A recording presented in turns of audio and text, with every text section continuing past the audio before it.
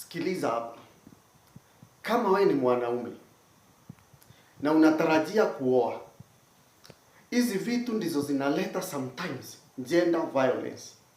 Kitu cha kwanza, kama wewe ni mwanaume, kama hujaoa, usiwahi somesha msichana ama umpeleke shule. Hiyo ni kazi ya baba yake, mama yake, ama guardian mwenye alimlea na mwenye anamwangalia. Hiyo ni point number 1. Point number 2, usitarajie sana kile kitu unachokifanya ulipwe na mazuri kila siku. Hiyo ndio kitu watu hawajui, watu wengi. Ukifanyia mtu kitu, kama umejitolea roho safi, usitarajie pia yeye akulipe kwa mazuri. Kuwa na roho mbili. Either anaweza nilipa kwa uzuri ama akatai kunilipa. Kwa hivyo nasema juu ya hizi story tunapata kila mara kwa mitandao zinafanyika.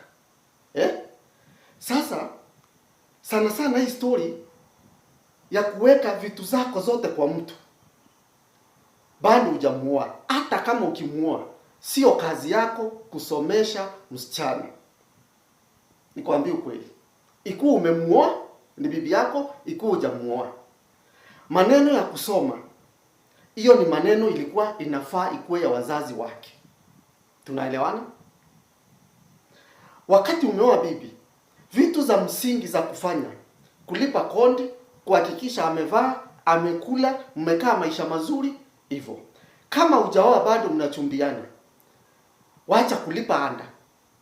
Usilipie mtu nyumba. Usilipie mtu shule. Tunaelewana? Kama nyinyi wanaume wajinga, mtaendelea kupotea na mkoa na macho.